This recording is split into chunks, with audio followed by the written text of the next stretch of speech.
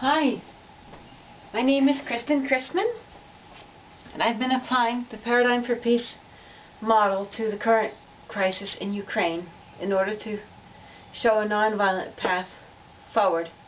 We've been analyzing the roots of violence, and the latest essays have been about the mental escalators of violence in U.S. policy and media makers. This essay is called Part 4F. U.S. experts' lack of empathy and lack of truthfulness causes them to twist Putin's motives for military action in Ukraine. And each of the essays in this batch begin with a false bias. So false bias number 6 is Putin doesn't care about Ukrainians' lives or sovereignty. And the endnotes, all the sources for this will probably be posted on Countercurrents this month. They've been kindly publishing my essays for me. Based on my reading of Putin's 2007 Munich speech, July 2021 essay, and February 21st and 24th 2022 speeches, and based upon what I know of Russia's military actions, I would say quite confidently that Putin is absolutely not opposed to democracy, and that he invaded Ukraine not out of any alleged opposition to democracy or sovereignty, but out of his concern for the lives being killed in Donetsk and Lugansk, out of his concern over the violation of Ukraine's sovereignty and identity and use of its wealth by Western interests, and out of his concern for the safety of Russians, given Ukraine's current collaboration and imminent membership into NATO, a possible U.S. biological weapons program within Ukraine, and the likely consequential deployment of missiles, even nuclear warheads, within close range of Russian cities. Putin is opposed to a Ukrainian government that, instead of recognizing the right of self-determination that's guaranteed by international law, calls the people of Donetsk and Lugansk terrorists and goes about killing them, with the help of billions of dollars of U.S. and NATO weapons. In fact, we could more easily say that the U.S. and NATO are opposed to democracy because they're providing weapons to be used against two republics which have declared their independence. If the U.S. is so opposed to secession, then why did it support Ukraine's and Georgia's secession? Why didn't it work to keep Ukraine and Georgia together in one federation with Russia? In his February 24th, 2022 speech, Putin explains, as he has done many times for American ears that are incessantly clogged to the point of deafness, that the horrendous violence of the 8-year civil war in Ukraine, a war fueled by the U.S.-supported 2014 coup, and then billions of dollars of U.S. and NATO weapon shipments, is the primary factor provoking Russia to take its military action in Ukraine, Donetsk, and Lugansk. Putin states, quote, for 8 endless years, we have been doing everything possible to settle the situation by peaceful political means. Everything was in vain. As I said in my previous address, you cannot look without compassion at what is happening there. It became impossible to tolerate it. We had to stop that atrocity, that genocide of the millions of people who live there and who pin their hopes on Russia, on all of us. It is their aspirations, the feelings and pain of these people, that were the main motivating force behind our decision to recognize the independence of the Donbas People's Republics. But of course, every time Putin spoke of the violence in that civil war, U.S. mainstream media airily dismissed Putin's words. Journalists always wrote with insuppressible arrogance and ignorance that they know Putin was lying, they know not to fall for his pretext because they're so smart. To U.S. policy and media makers, the only suffering worth talking about was the suffering, not of the 14,000 who died in that civil war, and the suffering of their loved ones, not the suffering of those attacked by ultranationalists and neo-Nazis, not the suffering of Russian troops in the military action and Russian troops suffering under Ukrainian capture, but the suffering of Ukrainians killed by Russians. Only their suffering mattered. Why? Because rage over that suffering could be used as an ingredient to cook up anti-Russian hatred. Because sorrow over that suffering could be transformed into political and false spiritual ammunition against Russia. In fact, it's possible, it's extremely possible, this is why U.S. policymakers never supported nonviolent conflict resolution, but instead sent weapons. Perhaps they wanted Russia to invade and kill Ukrainians to then use those killings to fuel hatred against Russia, to help give them political cover for their avaricious goals in Ukraine and Russia. For U.S. policymakers, it's quite possible that dead Ukrainians were a goal to fuel their agenda, and the tears for the dead weren't even real. I'm not so arrogant and ignorant as U.S. experts to claim something's true when I don't know, and I don't know if that's true. It's just a possibility. Their lack of 360-degree empathy may also be due to the lack of empathy that is characteristic of the psychological pattern referred to in the earlier essay, Part 4b, the prejudiced personality, as described by Gordon Allport. For the second concern, in addition to his opposition to the killing of the people of Donetsk and Lugansk in the Civil War, Putin is also opposed to a Ukrainian government that is merely being used and shaped by the U.S. government as a tool to fulfill its own agenda, including its agenda against Russia. This may sound strange to U.S. policymaker ears who assume that democracy equates to obeying U.S. policymakers. But most people consider a Ukrainian government that is a puppet government of the U.S. government not to be democratic, because it represents the interests of those special social and business circles which are forever ruling the U.S. Such a government is not representing the Ukrainian population. Some may not believe that the Ukrainian government is a puppet government or a tool of the U.S., even though the leaked tapes from 2014 of Biden's current Undersecretary of State Victoria Nuland in conversation with the U.S. Ambassador Jeffrey Pyatt suggested quite strongly that these two were deciding who would be Ukraine's next president once Yanukovych was ousted. Rather than blindly believing some information is true and automatically dismissing other information as false, it's always best to comprehensively evaluate circumstances in an impartial court or hearing. Ideally, the U.S. government's role in the Ukraine coup could be evaluated in the International Criminal Court, although the U.S. government has refused to join the court because it wants veto powers over everybody else's decisions. Now, if that isn't a sign of arrogance and opposition to international democratic relations, I don't know what is. In his July 2021 essay, Putin clearly states his fear that Ukraine's government is representing not Ukrainians, but Western profiteers and those who wish to use Ukraine as a tool for their own national interests, as a, quote, springboard against Russia. Again, in his February 21st, 2022 speech, Putin describes how Ukraine has lost its sovereignty because external foreign powers have turned it into a puppet state that they have privatized. In international court, we could ask for the evidence to support Putin's assertion. It's a very important claim, and frankly, it certainly is consistent with U.S. foreign policy, which, as historical documentation proves, has repeatedly sought to intervene severely in other nations' internal affairs and push for privatization of foreign resources and utilities so as to give U.S. investors the opportunity to take over and reap profits. Such behavior in U.S. foreign policy, really the signature mark of U.S. foreign policy, is clearly an obstacle to democracy abroad. Yet it's precisely this type of environment that CIA and Ned coups create. Governments abroad that represent not the interests of their own people as a whole, but the interests of certain U.S. businessmen and bankers. I'm just gonna close this window.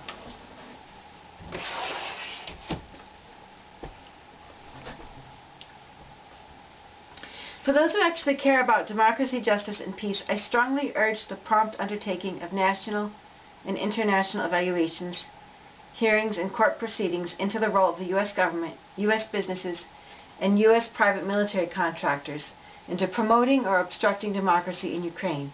After all, we can't have justice determined merely by the one-sided, partial accounts of U.S. policy and media makers on the front pages of newspapers now, can we? Democracy requires a comprehensive, impartial view of justice. Or are U.S. policymakers opposed to that aspect of democracy, too? The so-called U.S. experts who refer to Putin's essay and speeches never breathe a word about what Putin actually writes in opposition to. They just make up this lie that he's opposed to democracy, sovereignty, and borders. I guess we can tell our kids at school that if they're interested in becoming a journalist, the professor who disseminates his advice to journals, the president of NDI, or the U.S. president, they don't need to know how to grasp truth. They just need to be good at fiction. Again, here are Putin's actual words about this Western violation of Ukrainian sovereignty, the topic hushed up in U.S. mainstream media. Notice that Putin, in fact, takes a strong interest in supporting democracy and the Ukrainian people. February 21st, 2022. With regard to the 2014 coup in Ukraine, Putin stated, quote, Maidan did not bring Ukraine any closer to democracy and progress, end quote. He notes that the 2014 coup was essentially hijacked by violent ultra-nationalists, an observation made also by many alternative news U.S. websites, sites that also suggested links between the ultra-nationalists and the U.S. government and U.S. private military contractors. Putin himself remarked, quote, radical nationalists took advantage of the justified public discontent and saddled the Maidan protest, escalating it to a coup d'etat in 2014. They also had direct assistance from foreign states. According to reports, the U.S. Embassy provided $1 million a day to support the so-called protest camp, an independent square in Kiev.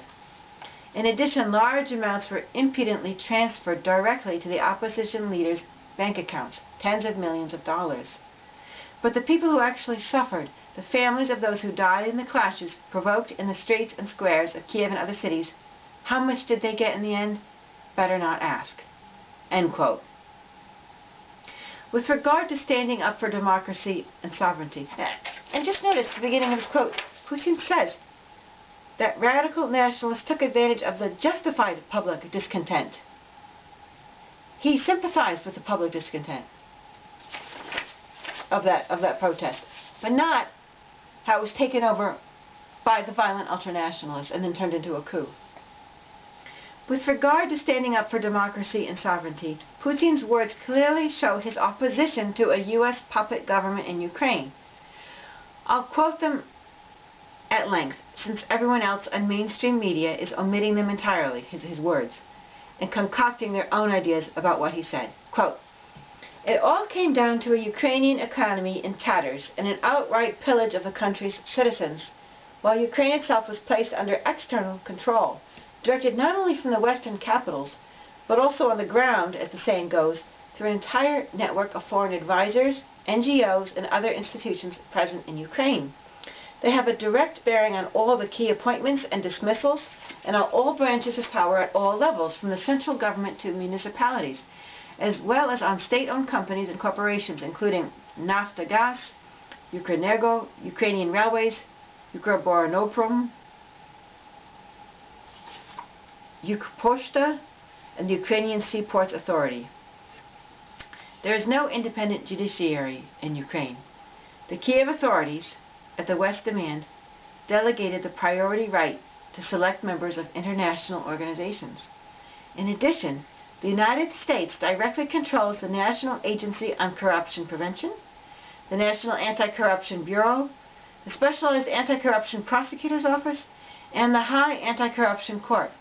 All this is done under the noble pretext of invigorating efforts against corruption. All right, but where are the results? Corruption is flourishing like never before. Are the Ukrainian people aware that this is how their country is managed?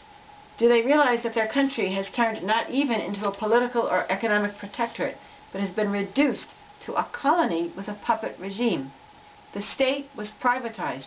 As a result, the government, which designates itself as the power of patriots, no longer acts in a national capacity and consistently pushed Ukraine towards losing its sovereignty. There are more and more acts enabling, this is all Putin's quote, there are more and more acts enabling the Ukrainian military and law enforcement agencies to suppress freedom of speech and dissent and persecute the opposition.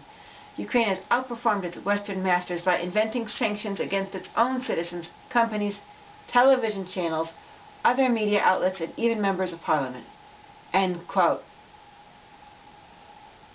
And all of this, U.S. policymakers they don't talk about, or they just dismiss Putin as having, being paranoid and having conspiracy theories.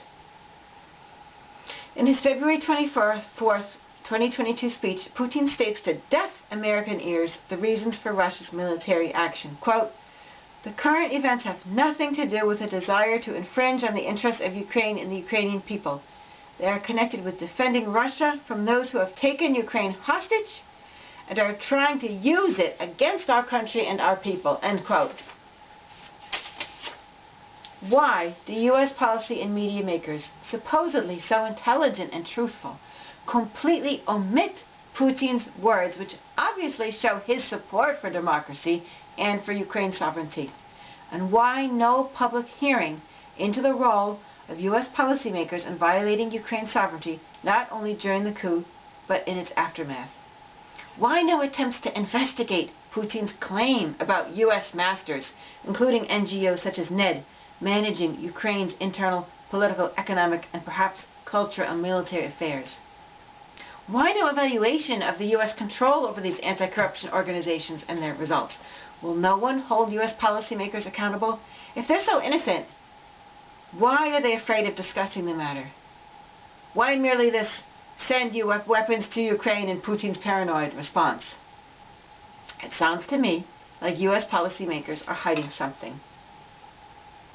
Why else would they respond so unintelligently? The utter disdain that U.S. policy and media makers have for truth and for digging into the truth is an enormous mental escalator of U.S. and U.S. promoted violence. It also shows what a huge waste of time the American educational and college system is, at least for those interested in going into government and journalism. Heck, you don't need to be able to read foreign leaders' statements. You don't need to comprehend a thing anyone says. Why bother learning Russian when U.S. experts can't even understand English? Just make up the fiction that pleases you and your boss and, above all, the weapon industry, because America runs on guns. While the distorted mentality stemming from black and white thinking may be playing a role in U.S. policy and media makers' failures to honestly represent Putin's words, it's highly likely that deliberate deceit is also involved, especially since U.S. policymakers seem to be hiding their aggressive economic and military motives towards Ukraine and Russia. Just notice how nothing about Black Sea fossil fuel or NATO hopes of conquering the Black Sea for itself is mentioned to the American public by our leaders. This omission is silent, but it rings loudly in the ears. Putin refers to the empire of lies, which proceeds by use of force. His evaluation of the dishonesty and violence of the U.S. government is accurate. Thank you very, very much for listening. And again, I ask that if you like any parts of this or find them meaningful or helpful, please pass them on to others, to students of foreign policy and journalism, and to policymakers and media makers, if you can. Thanks a lot. Bye-bye.